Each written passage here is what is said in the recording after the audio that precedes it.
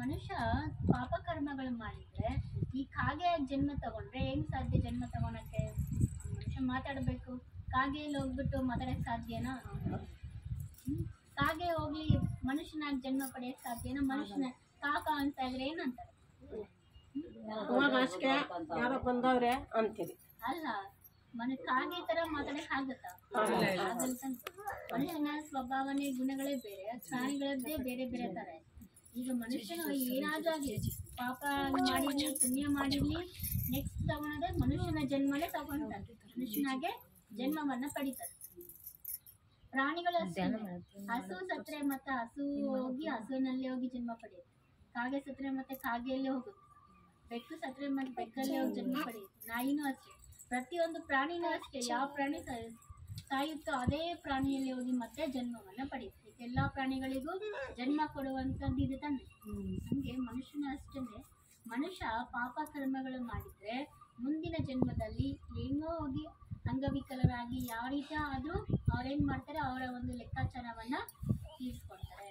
ಪುಣ್ಯದ ಕೆಲಸ ಮಾಡಿದ್ರೆ ಮುಂದಿನ ಜನ್ಮದಲ್ಲಿ ಒಂದು ರಾಜನ ಕುಟುಂಬದಲ್ಲಿ ಆಗಿರ್ಲಿ ಅಥವಾ ಸಾಹುಕಾರ ಕುಟುಂಬದಲ್ಲಿ ಚೆನ್ನಾಗಿರುವಂತಹ ಮನೆಗಳಲ್ಲಿ ಹೋಗಿ ಜನ್ಮವನ್ನು ಪಡಿತಾರೆ.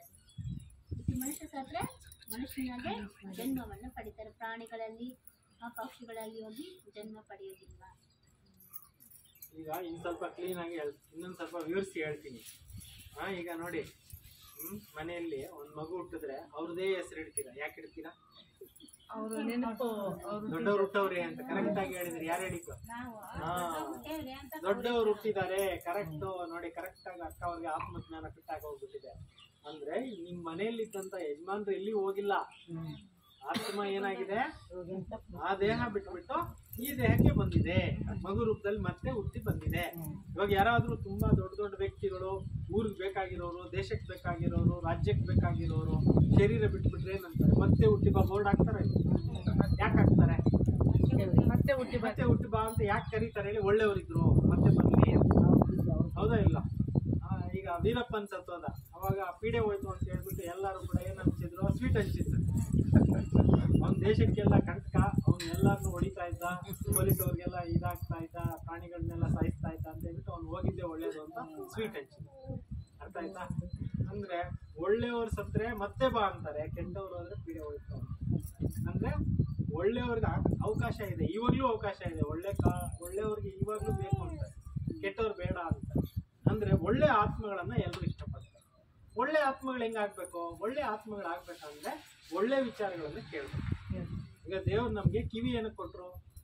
ಈ ಕಿವಿಗಳಲ್ಲಿ ಒಳ್ಳೆ ವಿಚಾರಗಳನ್ನ ಕೇಳ್ಕೊಳ್ಳಿ ಅಂತ ಕಿವಿ ಕೊಟ್ರು. ಬಾಯಿ ಏನಕ್ಕೆ ಕೊಟ್ರು?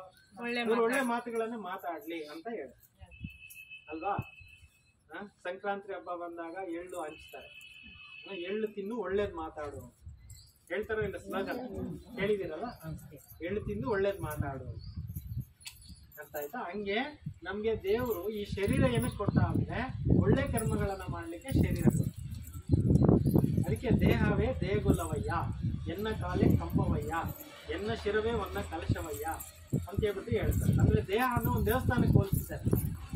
ಈಗ ನಾವು ಈ ದೇವಸ್ಥಾನದಲ್ಲಿ ಇದ್ದೀವಿ ಅಂತ ತಿಳ್ಕೊಬೇಕು. ನಾವೆಲ್ಲ ಏನಾಗಿದ್ದೀವಿ? ನಾವೆಲ್ಲ ನಮ್ಮ ದೇವಸ್ಥಾನ, ನಮ್ಮ ದೇಹನೇ ನಮ್ಮ ದೇವಸ್ಥಾನ. ನಮ್ಮ ದೇವಸ್ಥಾನದಲ್ಲಿರುವಂತ ಆತ್ಮನೇ ನಮ್ಗೊಂದು ಮೂರ್ತಿ, ಒಂದು ಗುಡಿನಲ್ಲಿರುವಂತ ವಿಗ್ರಹ ಯಾವುದು? ಆತ್ಮ. ಅದಕ್ಕೆ ಬೊಟ್ಟಿ ಇಟ್ಕೊಳ್ಳೋದು. ಬೊಟ್ಟಿ ಯಾಕೆ ಇಟ್ಕೊಂತೀವಿ?